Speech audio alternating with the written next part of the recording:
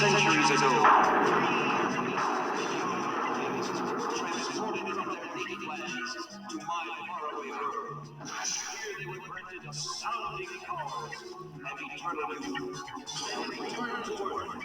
Their mission, to watch over the human race, helping the good of it to survive and flourish. Welcome back, my fellow agents. It is I, X7, your animated agent of awesome. Today we are looking at the 7th episode of Space Sentinels. And this one is called the Prime Sentinel. So there's some pretty interesting things going on here. And let's just get into it. Here's a little more of the introduction. In the course of history, their names have become legend. Hercules, empowered with the strength of 100 men. Astrea, able to assume any form. Mercury, the amazing athlete who can match the speed of light. Working together with me, Sentinel 1, and my maintenance robot, Mo. These teenage guardians form the greatest team the world has ever known, the Space Sentinels. So there you go. Once again, there are no title cards, but that's all right. This episode, we don't know who wrote this episode, but it's pretty fascinating because, as we see rapidly,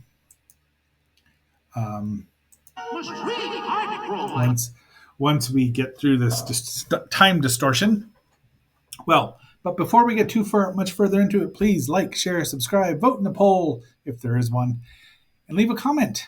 And if you're watching on YouTube, please watch for a couple more minutes just so you can hear.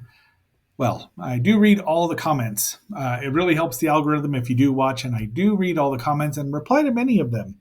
Yeah, even ones that are less than complimentary. I do try to take criticism the right way. And being the humble agent that I am and still learning, it's been almost a year. On Sunday, it will be Saturday will be the end of the year. So Sunday will be the first anniversary this coming Sunday. That will be episode 301 or 301, if you will. Anyway, but I digress.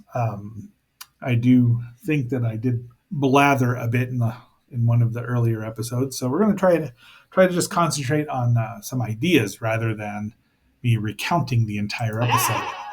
It's that gopher again. Sentinel alert. Sentinel alert. Whoop, whoop, whoop, whoop, whoop, whoop. This is Sentinel 7, Sentinel team leader on the planet Drakon. Okay, so here's a first. There's more than one Sentinel. Apparently, are they scattered about the galaxy or the universe? This seems to be vaguely reminiscent of both the Lensmen and the Green Lanterns, and the Ultras, because they're scattered about. There's more than one of them, which, when they talk about the beginning, when he says he brings them to his planet. So this is Sentinel 7 from Drakon. She brings urgent news. The Prime Sentinel is in danger. An alien energy force is draining its power systems and weakening its computer mind. The Prime Sentinel? That's the super sentinel of them all. Yes, the Prime Sentinel. Now, are these the two closest planets? Should these Sentinels be out and about in entire space sectors, or are they just planet bound? We have questions here, but they're going off to go find them. We could be in big trouble. My Sentinel. So yeah, they're gonna go off and about while. Team has tried to save the Prime. So they're all Sentinel teams. Apparently, are 3 members. We must leave immediately. So here's something interesting. I think this is the first time Mo's more annoying this time than in this episode than others. For the galaxy's sake.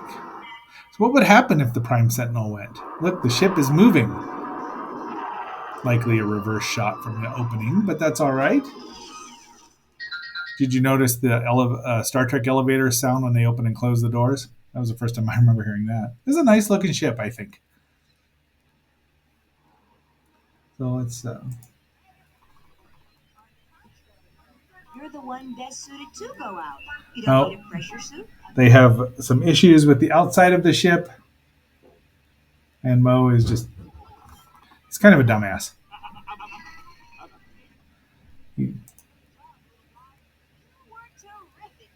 But he does his job.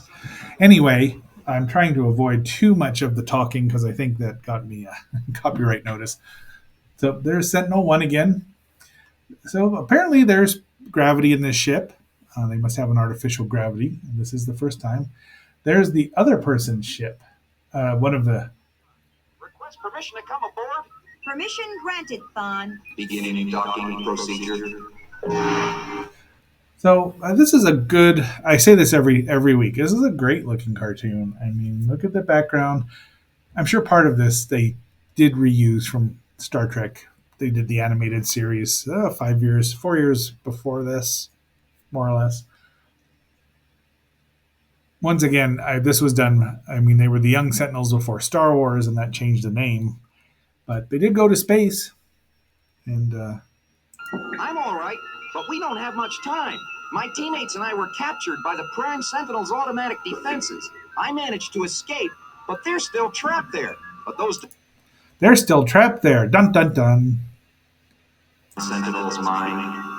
It thinks everyone and So the Prime Sentinel's being attacked by a strange unknown force. I don't even know what Mo's saying or care.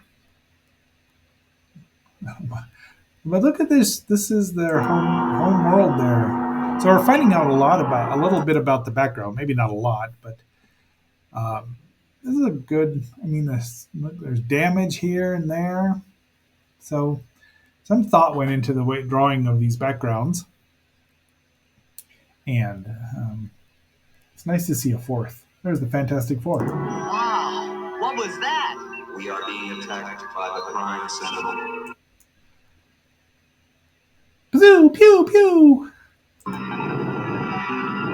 Impossible. So these are these little bitty robots who are having a go at him, and Hurt goes out, and apparently I missed that. It was not this easy to enter before. This looks like they're taking a fantastic voyage into the Prime Sentinel now, doesn't it? I'm still just curious as to if this had a second season, and that's a big if. Would we see different teams or a team up of all the teams? Or, I mean, the Green Lantern in the comic book wisely limited his, he would go out, another planet and help an alien, a Green Lantern from another sector. He would go to stop Sinestro or something like that. And only occasionally did you see all the Green Lanterns together. Scan in progress. Observe view screen. Here are the other two members, I think. There's my ship. Oh, there's the rest of the Scanning ship. ship's interior. Valiant? Phaedra? Are they? They are in suspended animation and unharmed. So his teammates, Thon's teammates, are two women, both of the same colors. But we don't ever find out what their powers are. We do see Thon use his. They will destroy us. These, they're putting some holes in there. I hope. I don't know. Lots of holes. So out they go. Did you leave any for me? What? So Thon has some sort of force beam that he can use against these aliens, which makes me wonder what the two other powers are. And we get to see Now Mercury is going to do something pretty cool, which doesn't make any sense scientifically, but it looks great. What did he do? He broke the sound barrier and put a vacuum around the ship. The sound waves can't get through. Well, there isn't in space. You can't hear any sound, right? I've heard that somewhere. You can't hear you over discuss shows. Uh-oh, that's the Force. That's the strange, unusual force that is attacking the Prime Sentinel. And it can change shape. So, once again, a fantastic voyage inside this gigantic computer, I would assume, of some kind. All right. Great move, S1. But we're right back where we started. We still don't know how to stop the Force. The use of weapons seems futile. Suggest the use of reason. Okay, so you're not supposed to stop the Force. You're supposed to let the Force go with you. But they've decided they can try to talk to it. And because it might be alive, and since Astrio can talk to animals. Intelligence. Swell. But how do you talk to a blob of energy? I can communicate with animals. Maybe this isn't much different. S1, can you amplify my powers enough for me to contact the Force? Possibly, but it will require extensive modification of my circuits. Mo, that's your job. Yeah, Mo, get on it. Little tool. Literally, he's a tool. So the Force is out there. The Force is not with I have to them. contact the Force before our power is gone. No problem. No problem. Looks like there's a problem. This episode was first broadcast on October 22nd, 1977, approximately. That would be next week, next Monday-ish. Oh, no, I'm a little off. Be that as it may. Okay, here she's going. Oops. We are living beings. You are draining our power systems. Impossible. Matter cannot live. Only energy can live. We depend on energy.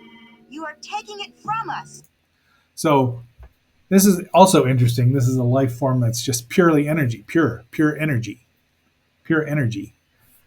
I don't know the name of the song, but it's got Mr. Spock in it. So that's an interesting concept. You have exactly one carbon-11 half-life before I resume feeding.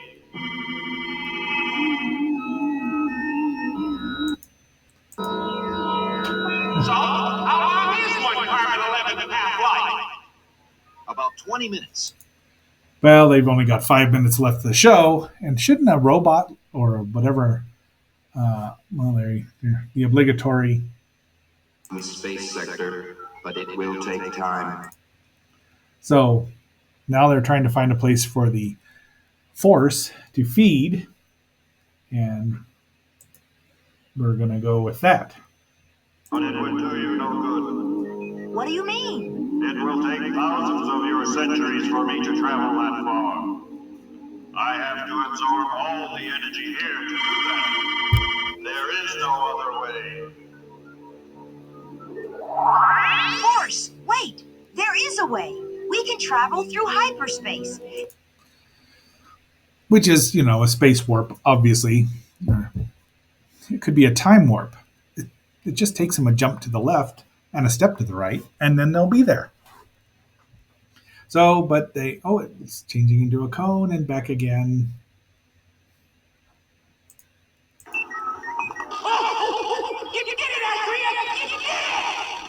Attention, we are unable to take the Force through. Uh-oh. Fortunately, there's another ship floating about. What about the Prime Sentinel, S1? It is recharging. Soon, it will be operating normally. Does the Prime Sentinel ever say anything? I have never known it to. Well, that's very interesting. So, of course, he's going to show up. Even as a kid, at 12 years old, I knew that was going to happen. So it's nice that they fed it, and there it goes, and wherever it's going. accomplished. Well, fellow Sentinels, all is well once more, and we thank you. I'd say we all make quite a team together. Right, Thon? So far, we have a perfect record. Goodbye. It would have been fun to see more Sentinels. I mean, this could be a good. I would reboot the show because I hate the term reboot, but I think I'll grab some rest. it would be fun. I mean, they did the same sort of concept. Filmation doesn't exist anymore, I don't think. But look, so we're winding up the show here. Mo is falling asleep because his energies are low. Everyone is tired, probably. Thank